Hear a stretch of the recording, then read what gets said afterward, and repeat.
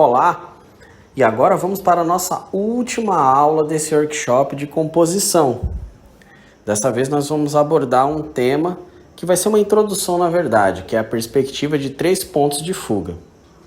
A perspectiva de 3 pontos de fuga, você vai ter uma linha do horizonte, você vai ter 2 pontos de fuga, porém, você tem um terceiro ponto de fuga que vai ficar muito abaixo ou muito acima em relação à linha do horizonte. O que esse terceiro ponto ele vai fazer? Ele basicamente vai distorcer aquelas linhas que na perspectiva de 2 pontos de fuga eram linhas retas. Elas vão fazer linhas distorcidas. Essa distorção é o que dá a característica da perspectiva de 3 pontos de fuga. Então repare que ela vai dar uma visão como se você tivesse com uma vista aérea olhando um objeto pelo alto. Ao invés de fazer as linhas retas, a gente usa os vértices distorcidos e fecha o cubo como se na mesma técnica, né, de uma perspectiva de 2 pontos de fuga. Então veja que nesse caso específico ficou como se fosse uma vista de drone. Agora, vamos fazer o contrário, né? Mas antes, deixa eu só pintar de cinza o cubo para que vocês tenham uma ideia de como que fica o construto.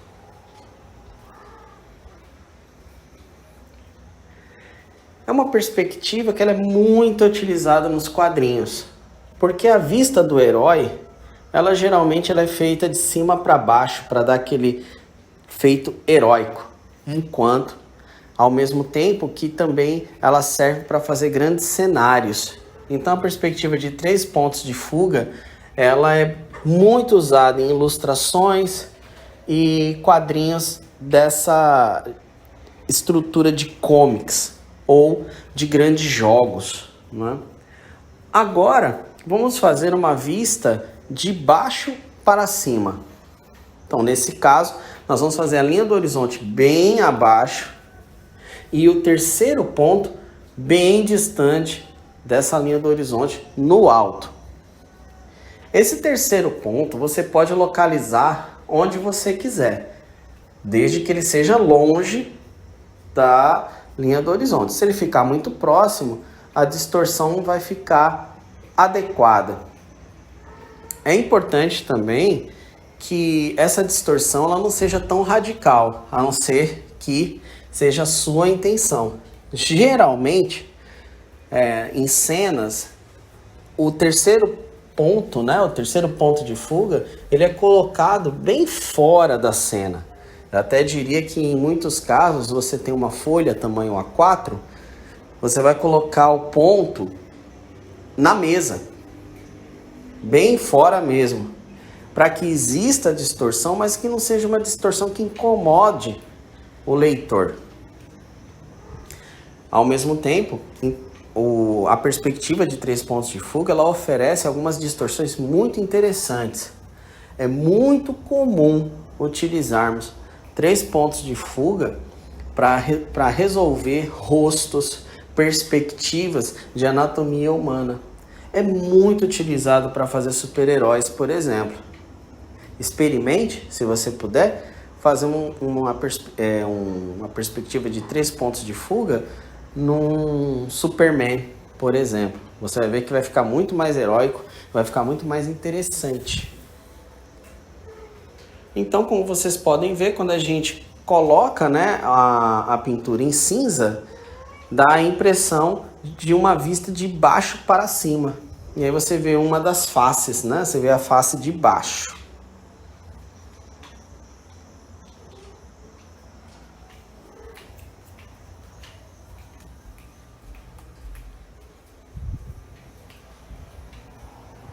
Agora, vamos realizar uma composição, né? Não é muito comum utilizarmos composições de frutas, de objetos em 3 pontos de fuga. Porém, vamos tentar fazer esse exercício abordando a ideia de ilustrações. Então, para esse exercício, eu peguei uma fotografia que está chapada, né? Ela está apenas de frente, ela é unidimensional, e eu vou converter essa cena para 3 pontos de fuga vista de baixo para cima.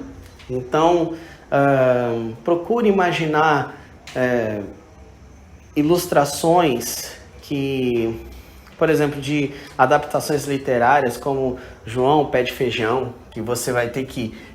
Ele tá vendo uma mesa gigantesca, alguma coisa do gênero, de baixo para cima, que aí você vai ter a propriedade da composição.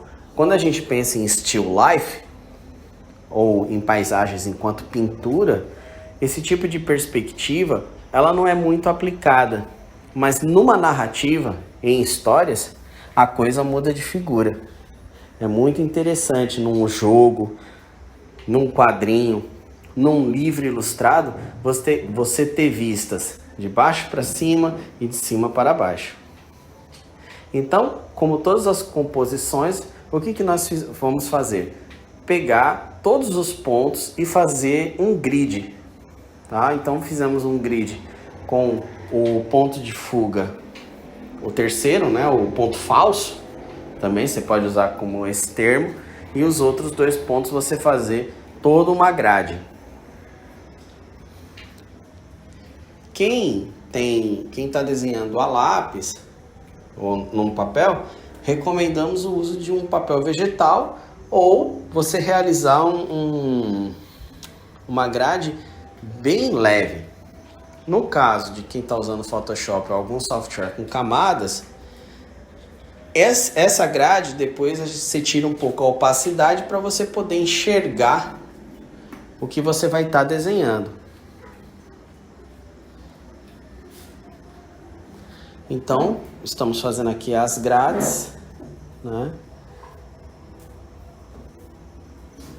Finalizando. Eu vou desaturar, ou seja, eu vou deixar tudo em cinza para ficar mais fácil a minha visualização.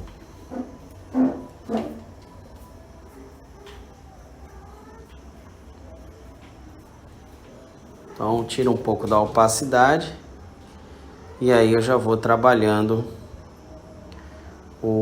a perspectiva. Numa nova camada, eu vou começar a fazer o estudo da composição. Como é uma imagem bidimensional que eu tenho inicialmente, eu vou fazer um estudo porque fazer a transposição para 3 pontos de fuga não é uma questão tão simples.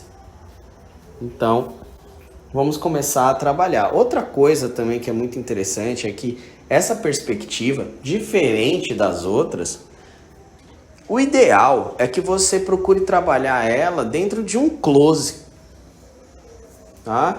Ou em vista panorâmica. É bem extremado mesmo essa questão do 3 pontos de fuga. Ou você trabalha uma cidade, por exemplo, de baixo para cima, ou de cima para baixo, ou você vai trabalhar um close. Porque a questão da distorção é que é o problema dessa perspectiva. Se você utiliza demais, faz uma cena que você vai utilizar demais os pontos de fuga, vai pegar as extremidades da linha do horizonte, por exemplo, vai ficar uma cena muito distorcida. E quando você faz, por exemplo, um close, conforme nós estamos fazendo, veja que o ponto de fuga está bem distante. Então há a distorção, mas não chega a ser uma distorção absurda. Então veja que nós fizemos uma base, uma mesa, né? Fizemos um pano também. Esse pano eu estou inicialmente respeitando, né, as linhas de perspectiva. E agora eu vou fazer um bule. Só que esse bule ele vai ficar distorcido, ele vai ficar de uma vista de baixo para cima.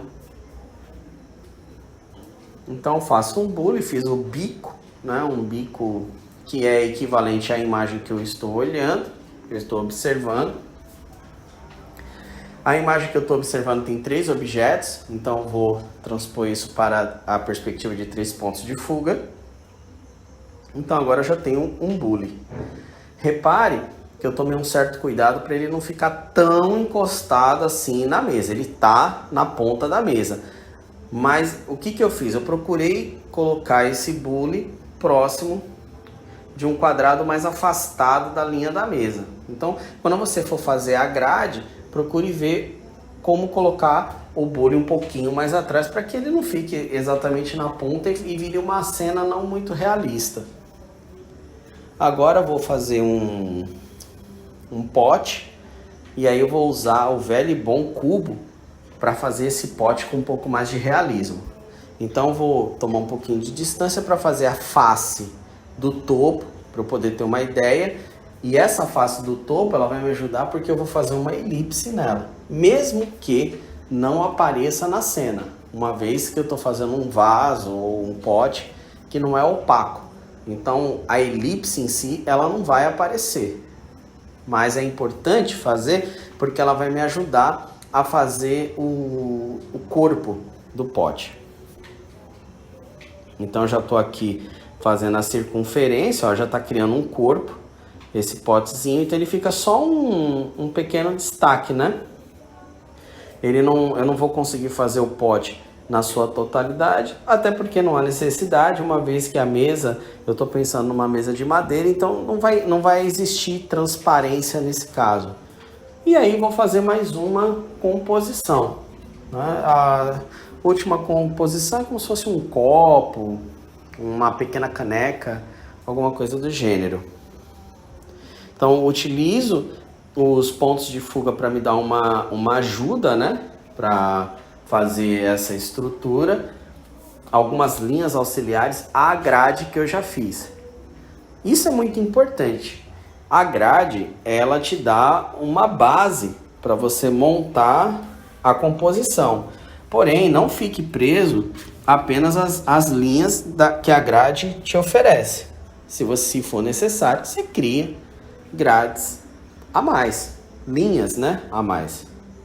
E aí, como vocês podem ver, já faço o destaque, né? E aí só uma pequena observação, eu estou utilizando cores diferentes para poder realmente mostrar como é que fica a composição, né? Veja que eu só estou basicamente fazendo uma curva nesse potinho aí, né? Mas mesmo sendo essa curva, como eu estou desenhando em perspectiva, é importante puxar as linhas. Então eu vou fazer por fim um teto, que é muito mais para eu ter uma base de sombreamento. Porque o que ocorre? Na imagem que eu estou observando, ela está chapada, eu não tenho um teto. Mas na construção 3D eu vou ter esse teto. Então eu vou fazer apenas para poder me basear na questão de como que eu vou aplicar a luz e sombra. No final da ilustração, esse teto ele não vai estar na minha ilustração. Pode estar na sua, por exemplo. Se você achar que é interessante, você pode fazer um teto desse, colocar um lustre, colocar uma iluminação. Isso é muito bacana, funciona muito. E aí fica a minha recomendação de você experimentar um software 3D. Isso pode ser legal também para você treinar, para você ver como que a iluminação funciona. No meu caso específico, eu só estou fazendo esse teto para eu poder ter uma base de composição depois. Mas ele vai sumir porque de acordo com a iluminação da ilustração que eu estou vendo aqui, que eu estou usando como referência, ele tem um sombreamento diagonal. Então em tese, esse teto ele some porque a ilustração está colocando uma luz bem objetiva.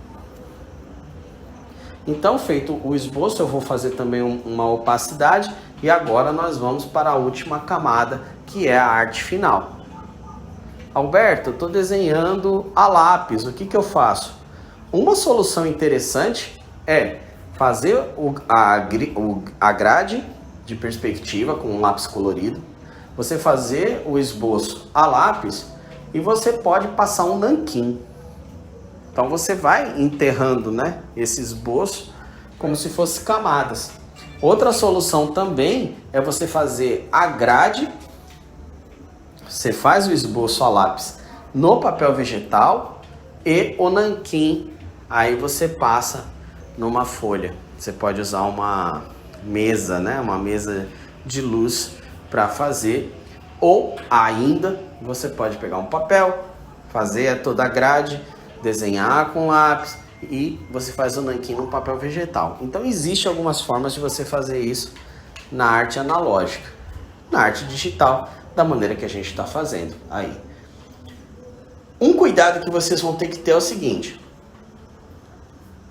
a arte final também é distorcida no 3 pontos de fuga. Então você vai começar com um traço leve, mas na base, como a gente está fazendo de baixo para cima, a parte de baixo ela vai ter que ter uma linha mais grossa. A linha ela vai ser distorcida, ela vai ficar grossa e ela vai afinando. Então tenham essa preocupação na hora de executar o trabalho. Então veja que eu já vou engrossando uma pequena parte do bule, né? E aí eu vou fazer algumas rachuras para poder enfatizar essa profundidade do objeto. Então fazendo aqui já algumas rachuras. Vou fazendo um desenho um pouquinho mais limpo, porque ele é tão distorcido que eu acho que aquela técnica de desenhar sem tirar o lápis do papel vai deixar o desenho muito confuso. Então, tanto no perspectiva de 2 pontos como de 1, eu optei por um traço mais limpo. Então veja aí que a gente já está executando um bule com as rachuras, com a parte mais pesada embaixo, e agora a gente já vai para o pote, também tendo esse raciocínio, né? Fazendo um pote mais leve na parte de cima, o traço, e embaixo, aí você vai fazer mais grossa mesmo.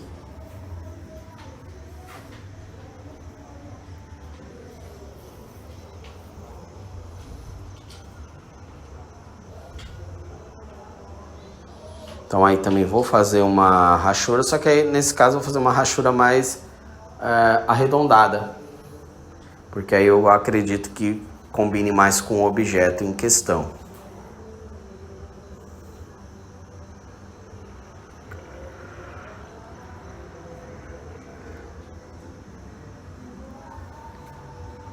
Eu já vou trabalhando um pouquinho mais as áreas. Agora eu já vou partir para o terceiro potinho, né? Eu ia fazer um copinho, inclusive na ilustração tá um copo, mas eu optei por fazer um potinho que eu acho que fica mais representativo para essa técnica. E fazer a mesma coisa, trabalhar com rachuras.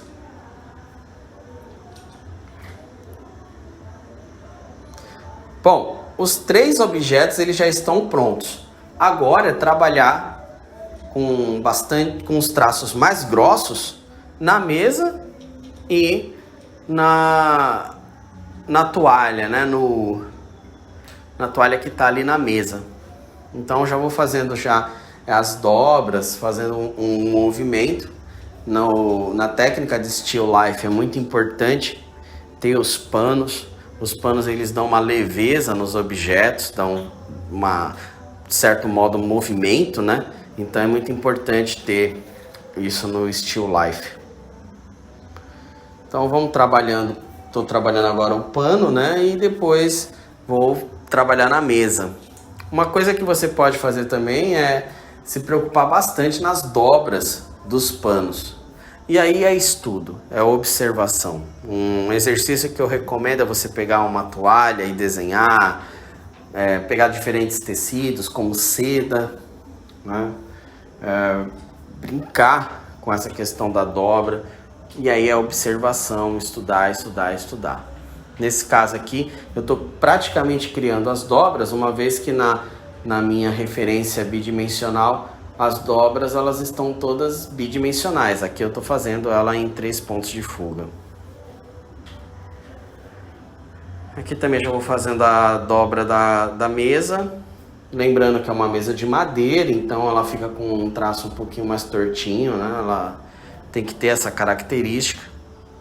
E também vamos fazer as ranhuras dessa mesa. A mesa é a base mais pesada da composição, uma vez que ela está mais próxima da visão, né, de baixo para cima. Então os traços têm que estar bem grossos e eu vou usar bastante preto nessa área aí.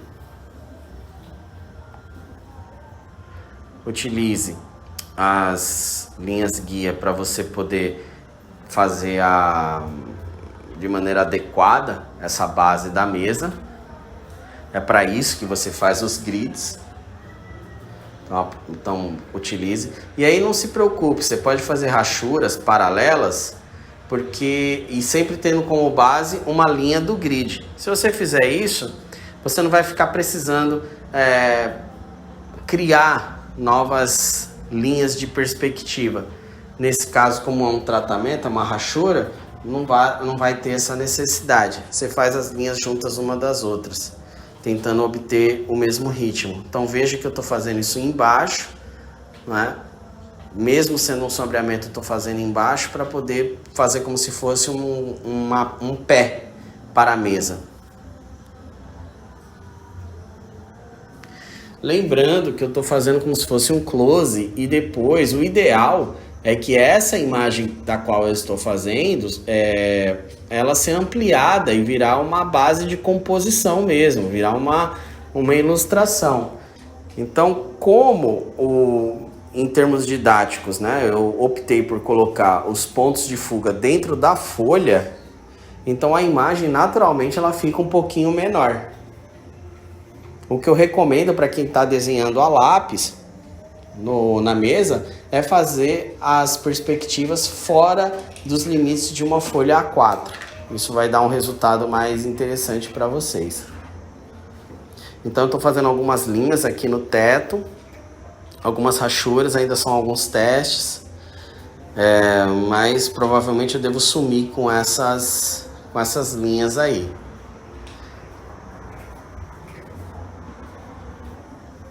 Então vamos preencher bem embaixo mesmo, que é exatamente, né, essa ideia. Embaixo tem que ser bem pesado e em cima um pouco mais leve.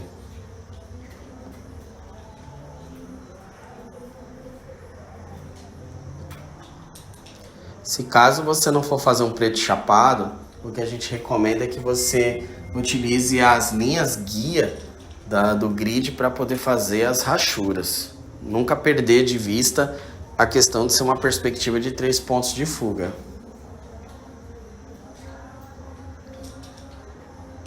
Agora eu vou trabalhar a sombra que está indicada na figura, que é uma sombra diagonal. Então vou fazer aqui as rachuras necessárias. Eu quero que tenha essa característica na ilustração.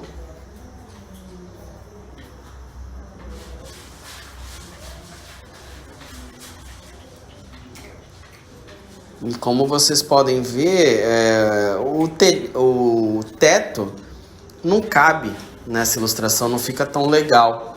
Então eu vou invadir esse teto cobrindo de preto também.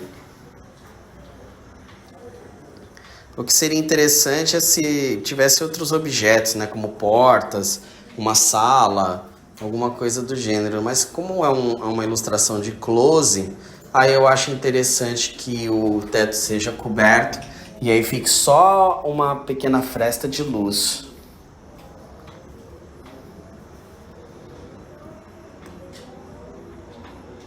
Que aí, no caso, também a gente respeita o sombreamento dos objetos. Então veja que fica bem aquela cena dramática, né? De alguém, de repente a pessoa está deitada e ela só está vendo aquele close, né?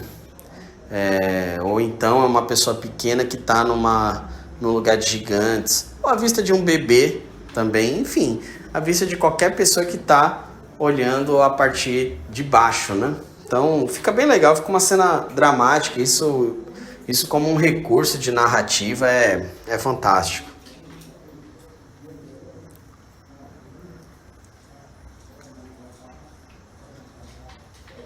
Sempre utilize uma canetinha branca para poder separar os elementos, para dar destaque, para fazer sombra refletida. Isso é muito importante. E procure finalizar sempre com a sua técnica. Isso é o mais importante. Nunca tente imitar a técnica dos outros. Eu acho que o que é importante nesse vídeo é você entender a estrutura. Na verdade, esse vídeo ele é importante até o esboço da composição. Depois, quando entra o nanquim, aí é o seu traço, é o seu estilo. Então, procure rever todos os workshops, pelo menos até a parte da construção. E busque colocar sua própria personalidade gráfica. Não procure copiar. Não procure fazer a personalidade gráfica de outro artista. Mas procure entender a estrutura que o artista está fazendo. Um exercício que eu recomendo para vocês é pegar uma história em quadrinhos, que de fato tem onde de todas as artes das áreas de audiovisual e das áreas de visual, né? Porque o quadrinho ele pode ser tanto audiovisual se for um webcomics, se for impresso é apenas visual. Você vai ter diversos exemplos de perspectiva. Procure pensar como é que foram feitos.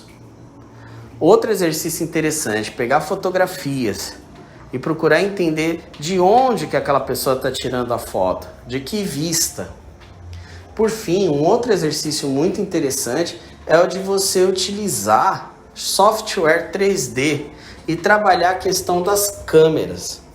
Hoje, um desenhista ele precisa utilizar todos os recursos possíveis.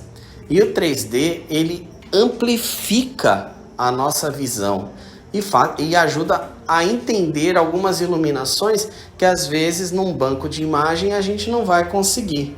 Ainda mais quando se fala de perspectiva. Bom, pessoal, estamos chegando no final de mais uma série de workshops. Foram 5 encontros. Nós começamos desde a composição mais básica, passamos por uma composição onde a face ela é unidimensional e aí nós temos as faces laterais. Depois passamos para uma composição com faces oblíquas. Depois fizemos uma composição com distorção de um ponto de fuga. Fizemos mais um vídeo com uma distorção de 2 pontos de fuga e por fim nós estamos trabalhando com essa distorção. O que é que falta? Falta fazer perspectiva daquela de olho de peixe, que aí nós usamos os pontos de fuga falso tanto em cima como embaixo. Mas aí já é uma perspectiva mais avançada. Que aí o que eu recomendo é que fiquemos inicialmente nessa introdução, dominemos essas técnicas e aí você acaba evoluindo para perspectivas mais distorcidas, que na verdade você acaba usando em casos de excepcionalidade. Então, para finalizar esse workshop, o que a gente recomenda é que você estude os outros vídeos, que você use referências fotográficas ou monte essas composições colocando uma luz, uma lanterna ou alguma coisa do gênero. Faça sempre esses estudos em sketches ou mesa digitalizadora, sempre buscando fazer um desenho rápido. Você vai ver que ao ter o hábito de fazer composições, você em pouco tempo vai criar um portfólio muito interessante. Por fim, estamos aqui finalizando o nosso trabalho. E aí fica a sugestão de você sempre ver qual é o destaque que você vai querer dar nessa composição. Veja que o desenho que nós realizamos ficou distante e que ao finalizar eu fiz um corte e vou querer deixar ele um pouco mais amplificado. De repente você preferiu dessa forma, mas você escolhe, você é o artista. Bom, pessoal, queria agradecer demais por vocês terem acompanhado essa série de workshops e convido vocês para a nossa próxima série de workshops. Fiquem atentos na nossa próxima série de 5 workshops. Tá certo? Então, mais uma vez, meu muito obrigado.